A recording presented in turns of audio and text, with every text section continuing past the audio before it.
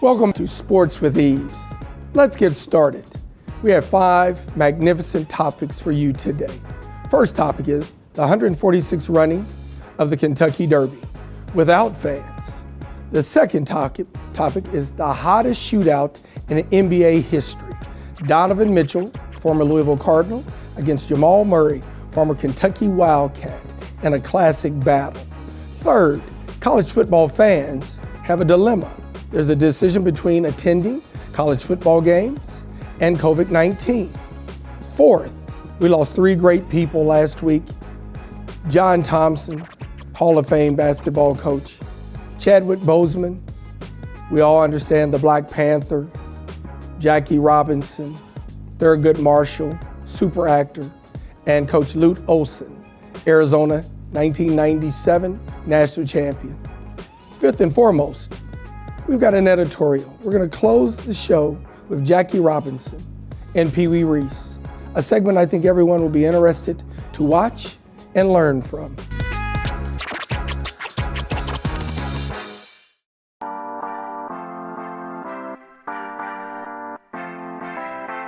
A recent article in Newsweek cited that black colleges produce 70% of all black dentists and doctors, 50% of black engineers and public school teachers, and while HBCUs only account for 3% of the nation's colleges, they account for about 20% of the degrees awarded to African Americans.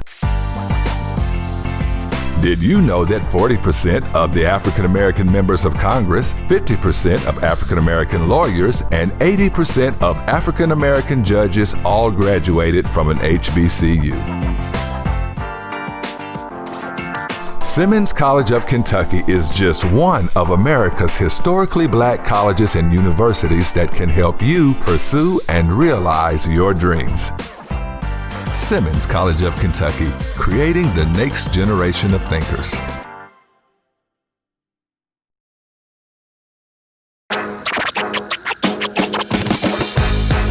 The 146th running of the Kentucky Derby without fans. There are 2 issues, major issues that are going on. We've got COVID-19 standards with social distancing, when we were supposed to have 25 or 26,000 fans at Churchill Downs on September the 5th. And secondly, it was, of course, the protesters.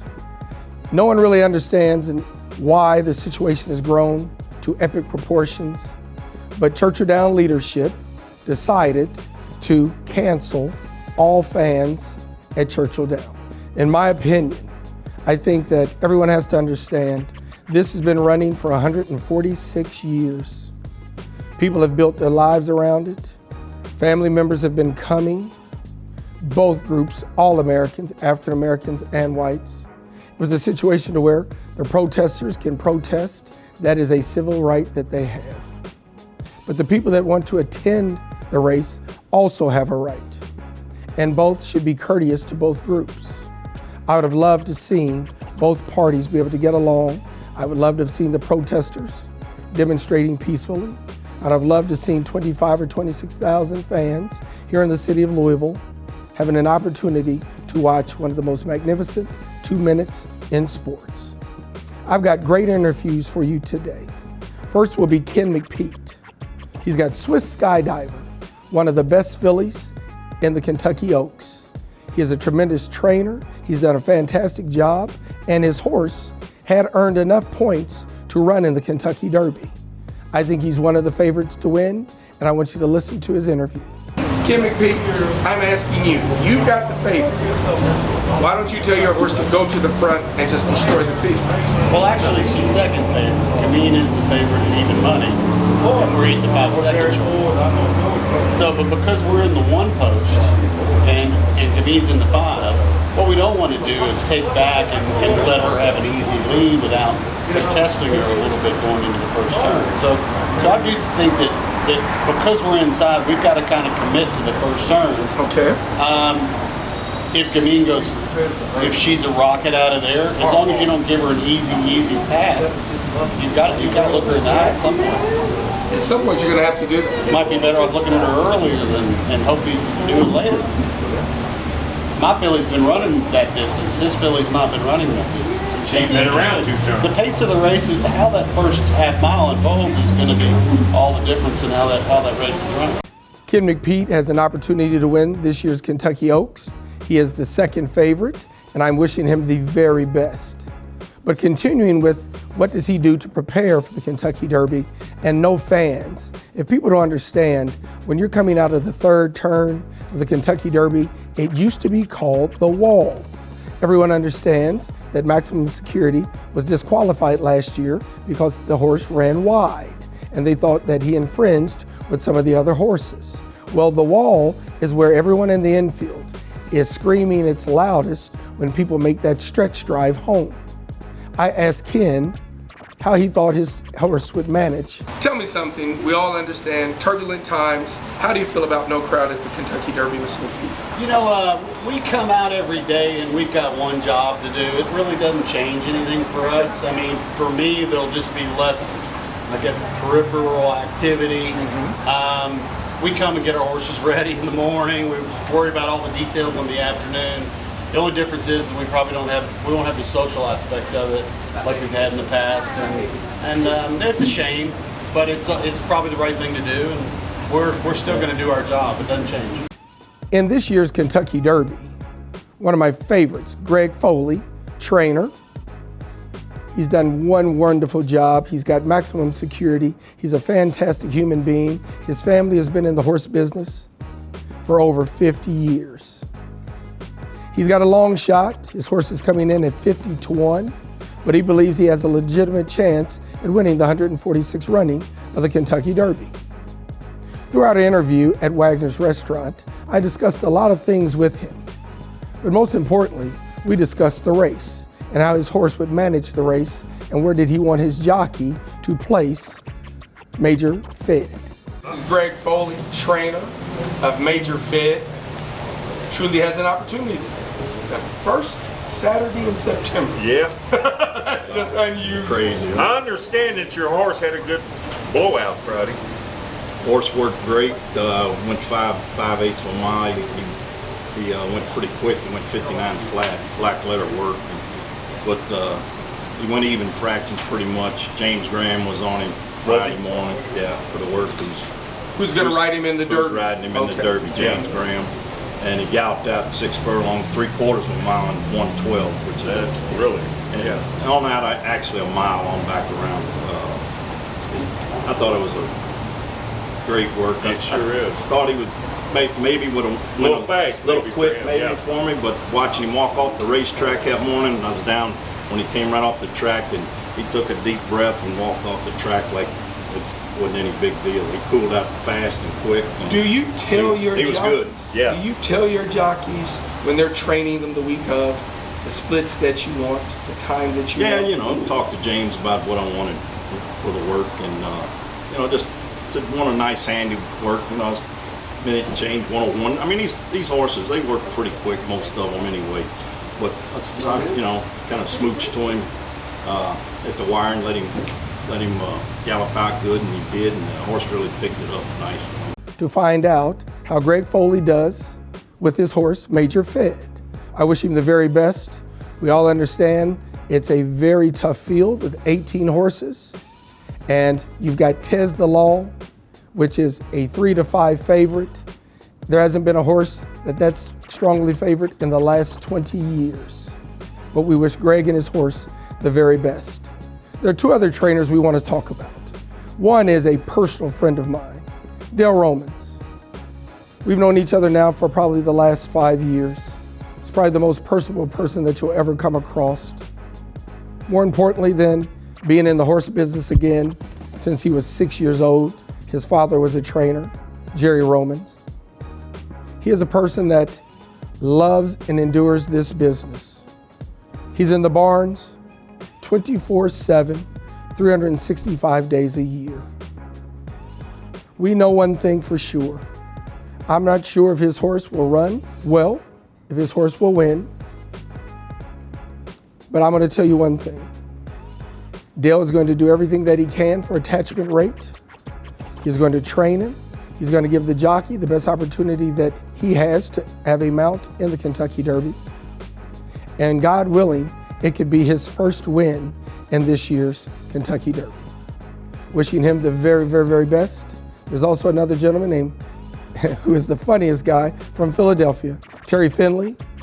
He's part owner with Everybody Knows Bob Badford. They have a horse in the Kentucky Derby, and we wish him the best also. Stay tuned next week, and we'll fill you in on who came in first, second, and third in this year's 146th running of the Kentucky Derby.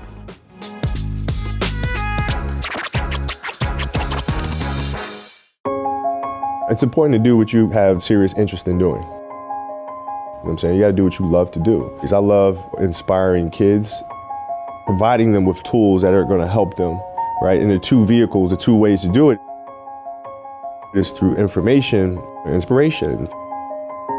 So I do information in a tactical sense from what I've learned from the game of basketball through detail. I love telling stories. That is my way of giving back, not just to the game of basketball, but just to sport. When I can have some of the all-time greats from their different industries, Peyton Manning, Cormier, and some of these other names that are coming down the road, give back to their game by sharing their insight and their knowledge at a very high level. So that's information for the next generation. Information that can watch it at 13, 14, 15 years old and gain insight that might have taken us 20 years to get. Then the other part of it is inspiration. Through our stories, through our series, teach kids to process very complex things at an early age so that it gives them a leg up on life. Information or inspiration. Nothing moves without one of those two things.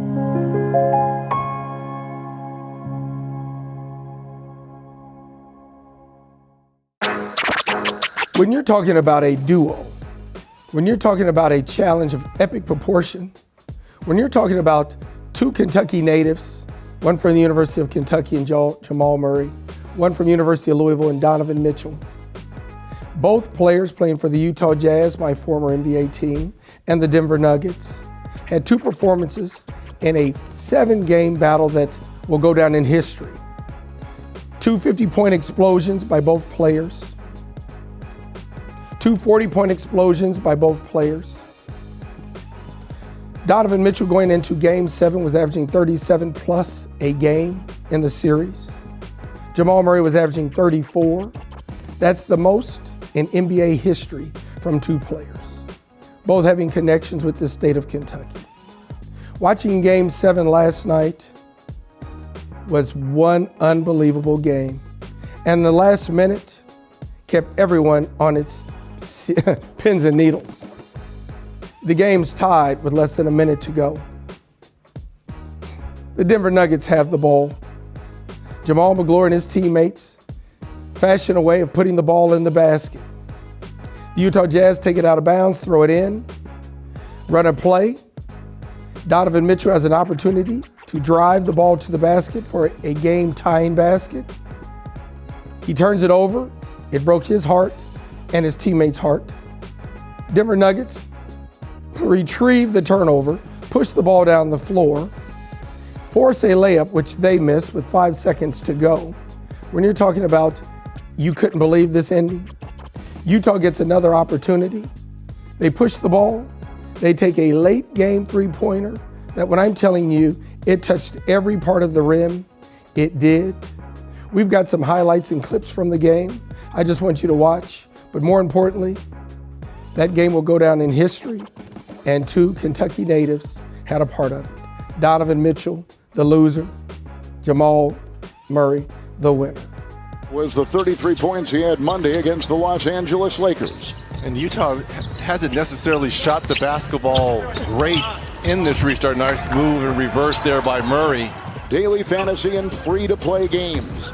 Here comes Murray with a nice corkscrew move for two. High character and great court experience. Mignoni is checked in for Utah, and that's Donovan Mitchell, who connects once again. Here's Royce O'Neal back in the game. Gobert out to Mitchell. Three, good! I wish Jamal Murray the best of luck. They're moving on to round 2. replaced the Los Angeles Clippers and Doc Rivers, former teammate of mine. I'm sure that Donovan Mitchell and his Utah Jazz team will go home, lick its wounds, and start preparing for next year's battle. Stay tuned. 2 super players in the same conference with a ceiling that is sky high, just like Mile High, the Denver Nuggets. Best of luck. College football fans all over the country have a dilemma that is very hard to choose. They're choosing the opportunity to go cheer for their home team or stay at home and watch it on television and use all the precautions for COVID-19. A lot of people don't understand that the majority of college fans are people over the age of 60. They sit in the higher rate of COVID-19 for illnesses and deaths. A lot of people are not comfortable with the social distancing that they're going to practice at the college stadiums. A lot of people aren't truly interested in intermingling in groups like tailgating, which is a ritual that college football has been doing for the last 60 years. A lot of people are sitting at home trying to decide, do I have family and friends over, social distance at the house, and decide to watch it on television, which a lot of people say is the best view in town. Myself, I think that all the universities, University of Louisville, Kentucky, and Indiana, are going to do a great job of distancing their fans. I do believe I've gone to a game with the soccer team right here in the city of Louisville, and they have done a tremendous job. I think that the fans will follow directions from the CDC and wear their masks. I think that they will stay in the group that they came with. I think they understand to stay 6 feet away when they're going to get their concessions and the restroom. I'm sure they will. Mr. Tyree and myself were both at the soccer game.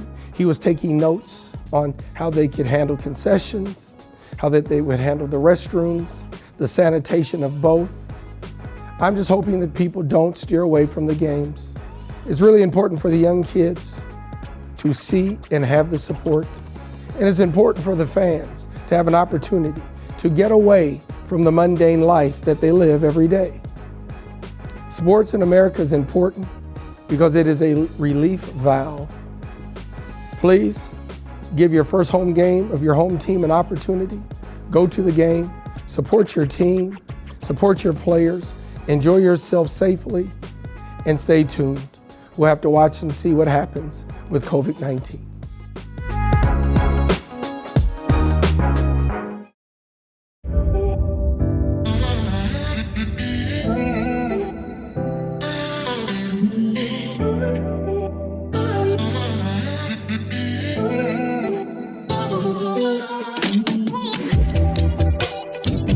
Simmons College of Kentucky presents the music stream of the summer, Sunday, September 6th. going live at 6 p.m. Eastern Standard Time. Brianna, Say Her Name. In conjunction with the St. Stephen Music Department, paying tribute to a new generation of Black activists who are changing the world. This epic virtual event will feature special guest appearances from Governor Andy Beshear, Dr. Kevin Cosby, Dr. Sam Tolbert, Killer Mike, Yvette Carnell, Antonio Moore, and Dr. Cornel West. Special musical guests include Jason Claver, Kevin B. James, Titus Robertson, and Dr. Mondre Moffitt. Don't miss the premiere song by Colette Bridgewater, paying special tribute to Brianna and a new generation of Black activists. Sunday, September 6th. at 6 p.m. Eastern Standard Time, the Justice Concert of the Decade. Brianna, Say Her Name. This segment is deep and dear to my heart. Reasons why. The world has lost some great ones. First, we have to appreciate the opportunity that we've had to get to know them and watch them. A lot of people don't know these gentlemen in person. I know two personally. John Thompson, first time we ever met, I was a senior at University of Louisville in 1982 in front of 72,000 people in the Superdome. John Thompson was the coach of the well-renowned Georgetown Hoyas. course, we shook hands, player announcements. I went over to shake John Thompson's hand for the very first time. Huge man with a huge personality. He shook my hand and said, "Good luck, son, but I hope I beat you by one. But best of luck." Chadwick Boseman is the person in the segment that you're going to see. He plays Jackie Robinson. I think everyone thinks they know him personally, but we don't. He also plays Thurgood Marshall. Super roles. Most importantly, and I think everyone remembers, the Black Panther. Rest in peace, young man. You'll be long remembered on this earth, but we all understand you're in a better place. Thirdly, Lute Olson, head coach, Arizona, head coach, Iowa, national champion at Arizona, and just one fantastic individual. He is the coach that put Arizona on the map. Starting with John Thompson. I'd be really remorseful if I did not tell you all the path. Georgetown University made a decision. You're talking about the heart of Georgetown, Wisconsin Avenue. 99% white and affluent. The leadership at Georgetown made a decision. They wanted to get into college basketball in a big way. They understood that in the city of DC, that they were going to have to find the right African American to lead their program. John Thompson was the person. Huge personality, high school coach in the area, was ready for a college job, and did a fantastic job, which we've all seen. 3 Final Fours, 3, winning it in '86, losing in Rupp Arena, everyone remembers, losing in Rupp Arena in '86 to Villanova and Rolly Massimino in a heartbreaking game, winning it in '84, and numerous other 7 Big East titles, super players we all have grown up with, Patrick Ewing, Mutombo, Alonzo Mourning, and we cannot forget practice, Allen Iverson. Are we talking about practice? There are a lot of clips on YouTube and Twitter. Allen Iverson giving a heartwarming speech about John Thompson. And I want people to understand. I want you to see the Allen Iverson of the 76ers, braids and tattoos, and the Allen Iverson of the Georgetown Hoyas. Big John knew that the word no was not a bad word, and he made his players understand that. At Georgetown, no cornrows. The tattoos you came with were the tattoos you left with. John had stringent rules. He loved his players, but he tried to make them understand that there is a higher being and there's more than just athletics, and that he wanted them to strive when they finished playing. Disturbing item today. We have all the young athletes protesting, demonstrating their constitutional right. But I was reading on one player that I'm not going to say his name, he's a collegiate player, and he stated that he understood that after playing, that he's going to have to go back and be a regular black male when it's done. I'd like to tell him today, athletics is not who you are. Who you are is the name that your parents have given you. Who you are is in the integrity that you stand for. Because you finished playing does not mean that you can't be a king in this country and help lead other young people, Americans. Don't fall for the okie doke and believe that the minute I've stopped playing, I am normal. That's not true. You are who you are all the time, and remember that. Represent yourself properly, because it is not the name on the front that the universities have that make you who you are. Your parents and God made you who you are and who you will always be. Stand for that so you don't fall for everything that comes down the pipe.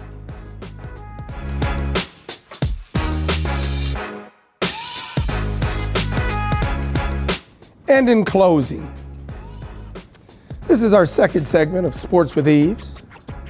And I think I'm going to take an opportunity to give you a little editorial, because we've got turbulent times going on in our community, in our country. But I want people to think back. I want you to close your eyes.